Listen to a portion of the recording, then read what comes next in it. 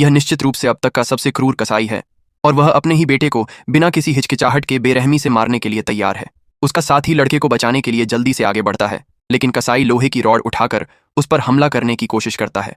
हालांकि अगले ही पल उसे गोली मार दी जाती है और वह दूर जा गिरता है और यह पता चलता है कि लड़की ने ही उसे बचाया था। लड़का सोचता है कि कसाई अब खत्म हो गया है, लेकिन वह जल्दी से फिर से उठ जाता है और लड़के पर हमला कर देता है। वह उसे लोहे की रॉड से सिर पर मारता है और फिर उसे पीठ में चाकू मारता है। लड़के का साथी तुरंत कसाई पर गोली चलाता है और लड़के को बचाने के लिए झोपड़ी में खींच लेता है, लेकिन लड़के की चोटें बहुत गंभीर होती हैं और जल्द ही उसकी सांसें बंद हो जाती हैं।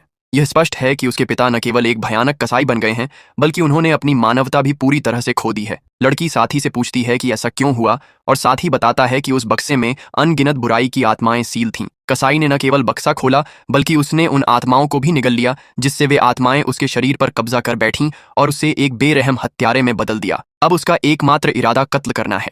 स्थिति अब बहुत गंभीर है और लड़का और उसका साथी चुपचाप मदद लेने के लिए कार में वापस जाना चाहते हैं, लेकिन उनकी कार पलट गई है। लड़की बहुत गुस्से में है क्योंकि यह उसके पिता का उपहार था। उसी समय एक अजीब आवाज जंगल से आती है और डरावना माहौल दोनों को कांपने पर मजबूर कर देता है।